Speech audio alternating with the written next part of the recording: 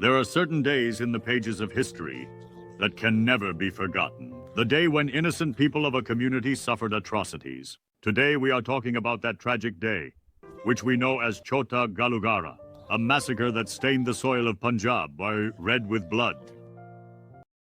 The year was 1746. The location? Kanhiwal village, Gurdaspur district, Punjab. It was a time when India was ruled by the Mughals and Afghans, and the Sikh community was fighting for its very existence. The growing strength of the Sikhs, their unparalleled courage and their spirit of freedom began to trouble the rulers. And this became the reason for the long saga of oppression against the Sikhs. In the village of Kanhiwal near Amritsar, around 7,000 Sikhs had gathered and set up camp on the banks of the Beas River. Among them were women, children, the elderly, and warriors alike. These Sikhs were defending their faith. They were living their lives hiding in forests and mountains. But at that very time, Diwan Lakhpat Rai, who was a prominent official of Lahore and whose brother had been killed by the Sikhs, resolved to take revenge on them.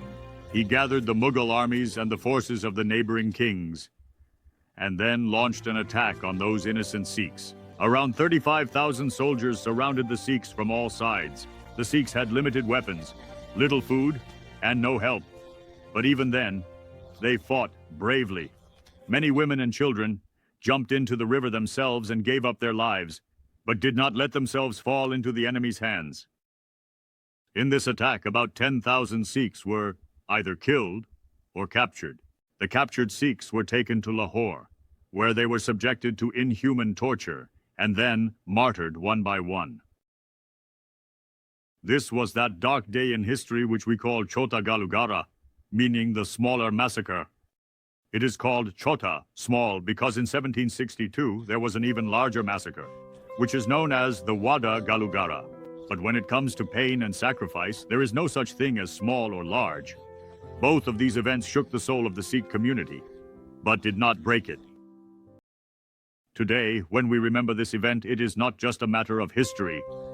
It teaches us what it means to have the courage to stand against injustice. This sacrifice inspires us that for the sake of faith, truth, and self-respect, even if we have to give our lives, we should not back down. Our humble tribute to all the martyrs of the Chhota Ghallughara. Khalsa belongs to Waheguru. Victory belongs to Waheguru.